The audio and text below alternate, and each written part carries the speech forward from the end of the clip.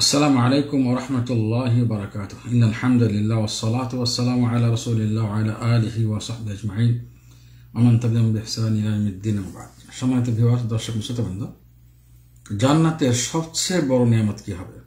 সবচেয়ে বড় প্রাপ্তি জান্নাতবাসীর জন্য কি হবে? এই বিষয় নিয়ে আজকের হাদিসটি সহিহ বুখারী মুসলিমের বিশুদ্ধ হাদিস। আবু সাঈদ খুদরী রাদিয়াল্লাহু তাআলা আনহু থেকে বর্ণিত, রাসূলুল্লাহ সাল্লাল্লাহু আলাইহি সাল্লাম বলেছেন, আল্লাহ তাআলা জান্নাতবাসীকে বলবেন, হে জান্নাতবাসী। তারা বলবে, হে আমাদের রব, আমরা সম্পূর্ণভাবে উপস্থিত আপনার সামনে, সমস্ত কল্যাণ আপনার হাতে, আপনার কাছে, আপনার হাতে। তখন আল্লাহ তাআলা বলবেন, তোমরা কি রাজি হয়ে গেছো? অর্থাৎ আমার উপর রাজি হয়েছো? যে সমস্ত নিয়ামত আমি দান করেছি তাতে তোমরা খুশি, রাজি? তখন তারা বলবেন যে, রাজি না হওয়ার কি আছে?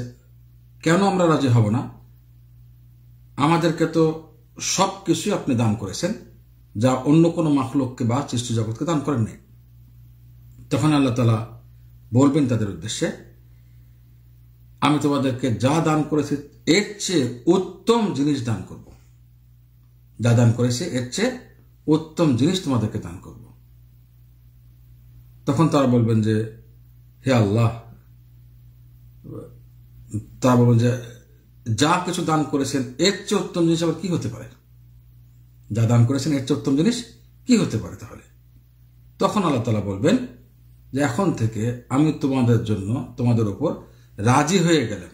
আমি রাজি হয়ে গেলাম, কখনো আজীবন অনন্ত জীবনের জন্য কখনো তোমাদের জন্য উপরে নারাজ হব না। আমি রাজি হয়ে গেলাম। এটা বলে রিদওয়ান আল্লাহ, আল্লাহ রাজি হয়ে যাও। আল্লাহ রাজি হয়ে গেলে কখনো নারাজ হন না। তো এখানে জান্নাতে একবার রাজি হয়ে যাবেন, তখন আর কখনো নারাজ হবেন না।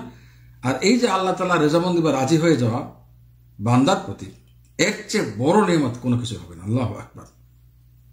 আল্লাহ তাআলা ঘোষণা করে দিবেন যে, আমি রাজি হয়ে গেলাম, এখন থেকে কখনো আর অনন্ত অসীম জীবনে নারাজ হব না। সুবহানাল্লাহ। আল্লাহ তাআলা আমাদের সবার প্রতি রাজি হয়ে যান, এই দোয়া করি। আল্লাহ তাআলা আমাদের সবাইকে জান্নাত নসিব করুন, জান্নাত দান করুন, আমিন। আল্লাহ তাআলা আমাদের সবাইকে জান্নাত নসিব করুন, জান্নাত দান করুন। আল্লাহ তাআলার কাছে আমরা জান্নাত প্রার্থনা করছি, আমিন। সুবহানাকা আল্লাহুম্মা বিহামদিকা আশহাদু আল্লা ইলাহা ইল্লা আনতা আস্তাগফিরুকা ওয়া আতুবু ইলাইক।